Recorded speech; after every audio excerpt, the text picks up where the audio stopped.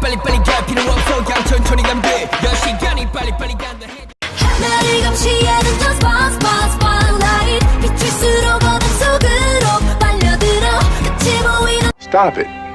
Get some help. You are probably thinking, Chloe?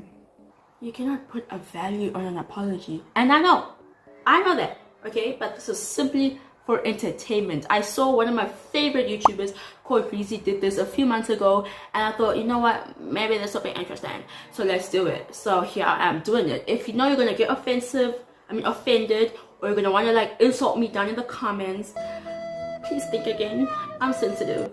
First subscribe and then you may leave as you will. This rating scale will work in intervals of 5, so a rating from 1 to 5 and anything in between. It's all for entertainment. It doesn't equate the value of that idol. I am not like disregarding the fact that these idols have probably learned from their mistakes and are going to make sure that they don't make the same mistake. If you don't know what culture appropriation is, check out my recent video that I did. Let me say that video is a banger. The first account is HongJoong from Ateez, who had worn cornrows for the Thanks comeback earlier this year. I'm going to read out the apology that KQ Entertainment issued regarding HongJoong's cornrows that were in the teaser photos for the Thanks comeback. Hello, this is KQ Entertainment. We would like to genuinely thank our fans for your attention, love, and support to Ateez's new album, Zero Fever Part 1.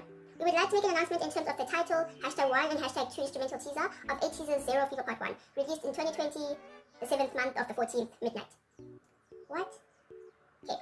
From the images released on the 14th of July, Ateez member HongJoong's hair in title #2 image was styled in consideration of the concept of the song, without any other particular purposes. Therefore, Ateez and we, KQ Entertainment, do not have any intention of commercializing or depreciating other cultures at all. It feels apologetic. It feels like they address the issue. It doesn't feel like they glazed over it. It doesn't feel like they don't care. So of course, if they don't do anything like this in the future, that would be like banger. So I'm giving this apology a 5 out of 5. This is why you must stand these kings.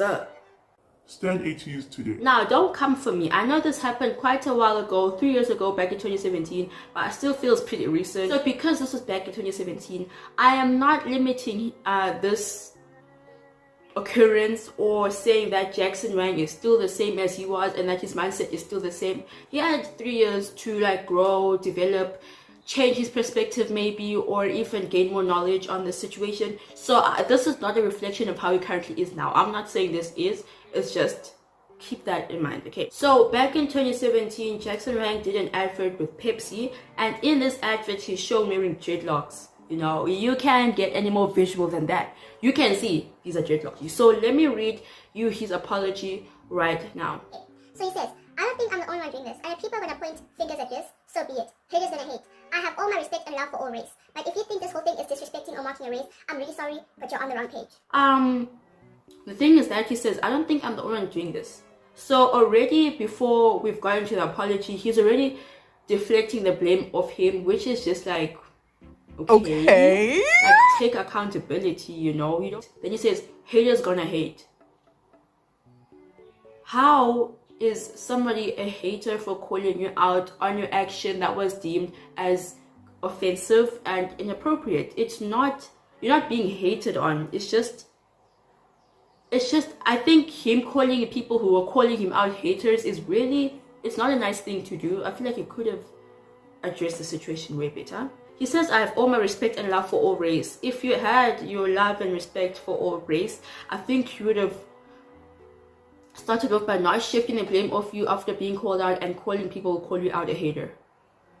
I mean, if you want to see haters, there are haters, and someone calling you out is not a hater. I know that some people tend to call out in a very malicious way, but I feel like if you're being called out, don't attack the person calling you out. There's probably a reason. This flag can't go flying around. Yeah, this apology was not an apology. This apology is getting a 1 out of 5. There is nothing. Now that we're still on the topic of Jackson Wang, we've got his situations with, you guessed it, blackface. Oh my goodness. I think blackface is probably one of the most offensive thing that a person who's not black can do. So the Jackson Wang blackface happened back in 2015, so that was 5 years ago. So yes, again, I'm acknowledging that during these 5 years, he's probably gained more knowledge, grown as a person, you know, and is just trying to be more woke in a way. So I'm acknowledging that. Here's the apology he issued after doing the blackface. Okay. I'm really sorry if I offended anybody. I wasn't even thinking about what you guys were talking about until I saw the comments. I'm truly sorry about this misunderstanding. I love you guys so much and thank you so much for letting me know. I don't think it's much of a misunderstanding. It's very much obvious what you were going for. Okay, I think this apology is quite decent. I have no problem with it. He is saying he's sorry if he offended anybody. I feel like maybe if he had said, I'm sorry that I offended people, that would be a bit better, but it's okay. It really still isn't. I'm sorry. So I'm guessing that's an apology. It's an apology at the end of the day. There's not really much that's like about it, like I'm not like crazy about it. This apology, I'm gonna give it a 3.5. I'm gonna give it a 3.5 here. I'm gonna give it a 3.5. These women are always wrapped up in some sort of scandal. I feel like people always find a way to hate on them for no reason at all. But yes, I'm talking about Mamamoo. So if you don't know what I'm talking about Mamamoo's performance of Uptown Funk, where they did blackface to mimic Bruno Mars and the men in this video. So this is obviously culture offensive because blackface was used back then to mimic black people, to make fun of them for being black. It's too racially insensitive. I myself was also like really offended. I don't think it was funny. I don't think it should have been done for performance. Honestly, it's kind of weird. Very much weird. Adding the blackface is really weird. This is the apology that Mamamoo issued, and yeah, let me read it out to you. Hello, this is Mamamoo. We are extremely sorry for our insensitive actions and use of blackface in our video while portraying Bruno Mars. There is no excuse for what we did, and there are not enough words to explain how regretful we are. We are heartbroken to have hurt our international K-pop fans so deeply. Thank you so much for bringing this to attention and allowing us to right the wrongs that we have done. We love and care so much for all people of every race, sexuality, religion, and gender. We love all our fans and are so sorry to have hurt our fans in the black community. We understand now why our actions were wrong, and we never meant to do harm with our video. We were extremely ignorant of blackface and did not understand the implications of our actions. We will be taking time to understand more about our international fans to ensure this never happens again. We hope that you will help to educate us on these and other issues so that we can become better people and better artists. Thank you. I loved that. There was no wrong done here. I can't really find a single crack in this apology. I love how they mentioned that they want to love people regardless of their race, religion, or gender. That was a really nice little touch to this. I liked it. And yeah, that apology is getting a 5 out of 5 for me. I actually feel like it was really well thought out. It was really well written. It was quite sentimental and actually quite touching. So 5 out of 5 for that. I'm so sad to say this. No, actually I'm not. I'm not sad to say this. The other day, Chloe noticed something, and I asked Chloe what she noticed. I noticed that some of the people watching my YouTube videos are actually not subscribed.